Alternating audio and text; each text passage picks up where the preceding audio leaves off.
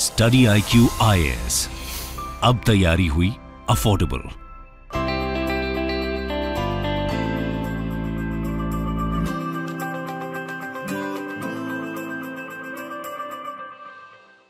नमस्कार दोस्तों, अभी तक आप में से बहुत से लोग क्रेडिट कार्ड का इस्तेमाल करते होंगे या फिर किसी ने अप्लाई किया होगा।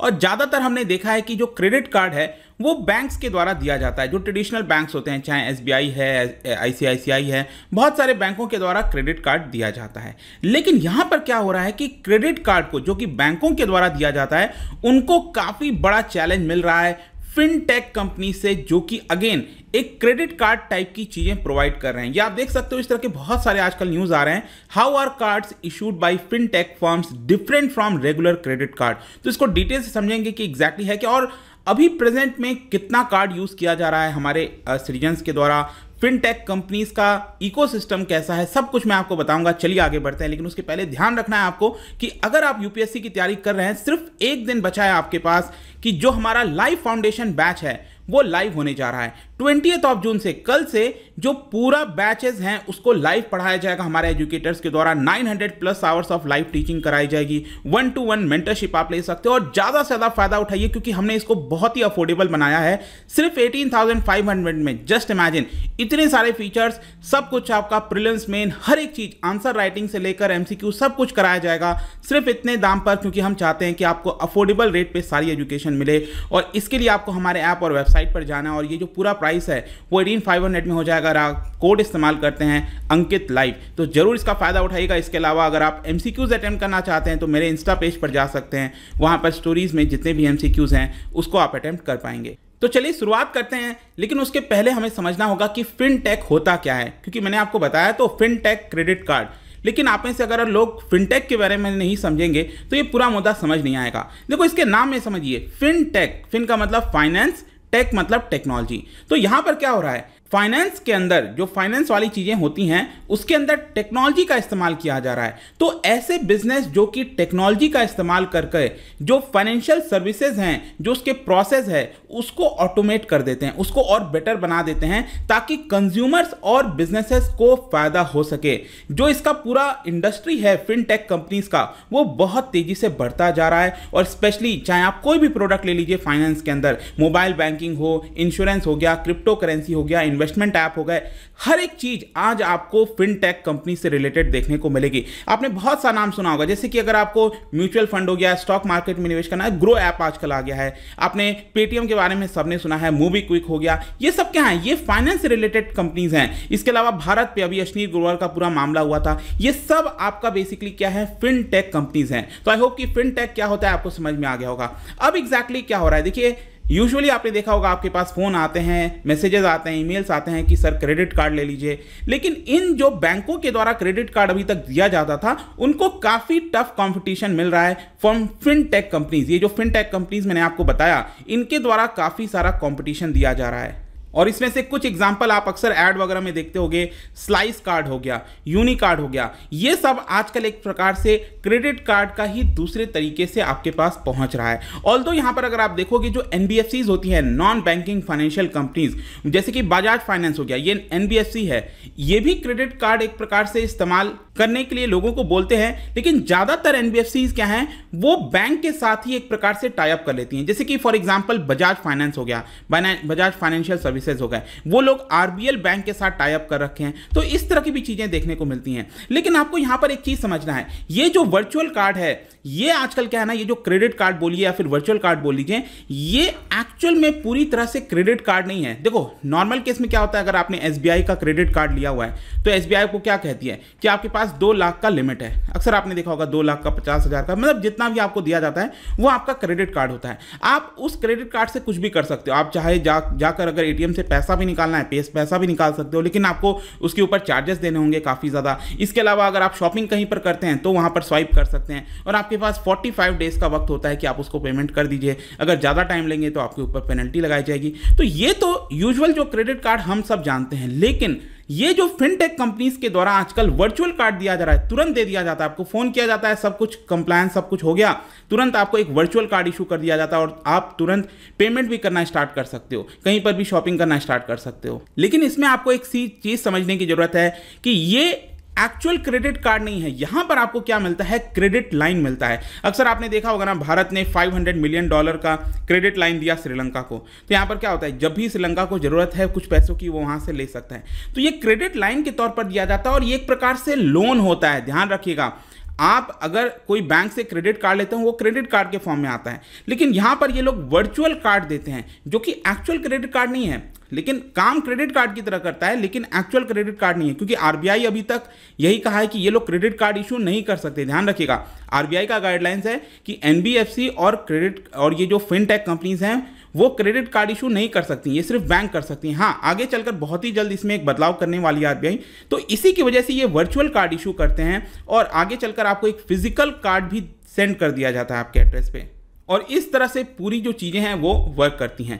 अब अगर हम बात करें भारत के अंदर क्रेडिट कार्ड यूजर्स के बारे में, तो डिस्पाइट अगर हम देखें बहुत ज़्यादा हाइप है बैंक के द्वारा, क्रेडिट कार्ड इशूअर्स के द्वारा, लेकिन उसके बावजूद भी भारतीय अगर आप देखोगे तो क्रेडिट कार्ड को उतने बड़े तौर पर नहीं अपना पाए हैं। जैसे कि फॉर एग्जाम्पल अगर हम आरबीआई का डेटा देखें तो 62 मिलियन क्रेडिट कार्ड ही इशू किए गए हैं, मतलब जो कि यूज़ किए जाते हैं टिल द ईयर 2021, सिर्फ 62 मिलियन, मतलब जस्ट 6.2 करोड़, जो कि आप कह सकते हो कि हमारे पूरे पॉपुलेशन का जस्ट 6% से भी कम है।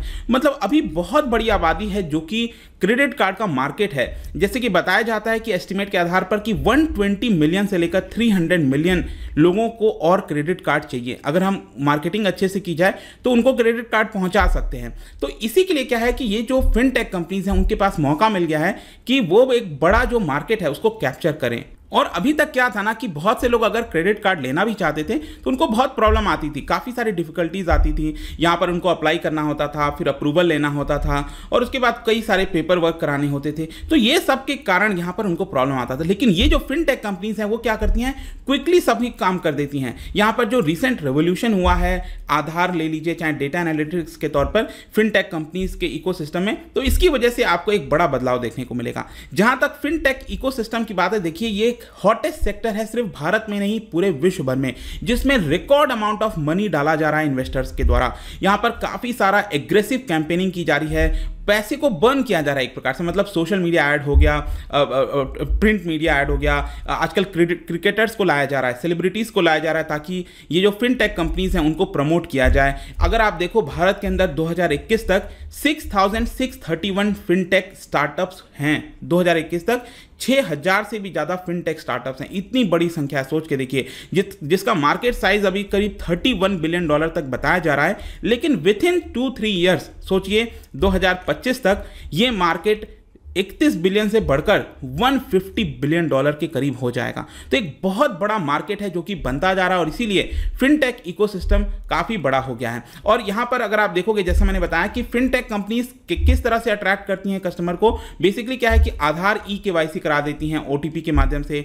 कोई पर्सन है वो आपके घर पर आ जाता है, पैन वेरिफिकेशन करना है, कुछ भी करना है, काफ़ी ईजिली ये लोग जल्दी से करा देते हैं। इसके अलावा आजकल तो एक और बिजनेस आ गया है, B2B बिजनेस। वो लोग क्या करते हैं, फिनटेक कंपनीज को यहाँ पर डायरेक्टली मदद करते हैं कि अगर आपको कोई प्रोडक्ट बनाना है, लोन्स को अंडरराइट करना है, मतलब कि मान लो किसी फिनटेक कंपनी ने आपको क्रेडिट कार्ड दिया था, आपने वो पैसा पे नहीं कर पाए, तो आजकल एक दूसरा बिजनेस मॉडल तैयार हो गया है। वो लोग क्या करते हैं कि वो कहते हैं कि चलो ये वाला जो जिम्मेदारी है वो हमें दे दो, आप चिंता मत करो। वो जो बैड बैंक वाला हिसाब किताब है ना, कुछ वैसा ही आपको यहाँ पर भी देखने को मिलेगा। लेकिन यहाँ पर क्वेश्चन है कि ये फिनटेक कंपनीज ये सक्सेसफुली कैसे कंपीट कर रही हैं रेगुलर बैंक के साथ, क्योंकि रेगुलर बैंक के पास तो बहुत पैसा है।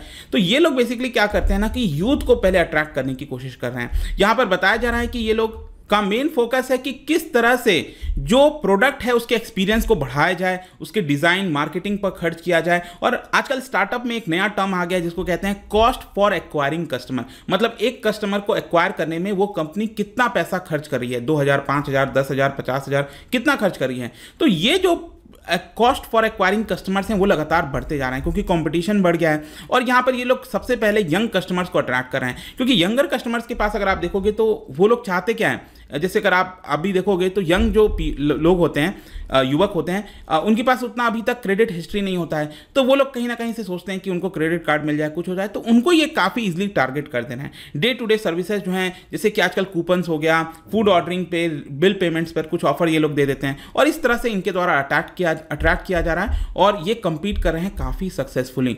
जहाँ तक बात है कि एक और चीज़ ध्यान रखना है, मेरा भी फर्ज बनता है कि आपको कॉशन करूं, मतलब कि अगर आप ये क्रेडिट कार्ड वगैरह यूज़ कर रहे हो, जो भी कुछ कर रहे हो, इसमें कुछ चीज़ें हैं, जैसे कि अगर हम फिनटेक के द्वारा अगर आप यूज़ करते हो कोई भी कार्ड, चाहे स्लाइस वाला कार्ड हो गया, यूनी हो गया, ये सब कंपनीज हैं फिनटेक कंपनीज, तो वो उसमें आप कैश विड्रॉल नहीं कर सकते, इंटरनेशनल पेमेंट कई बार नहीं कर सकते।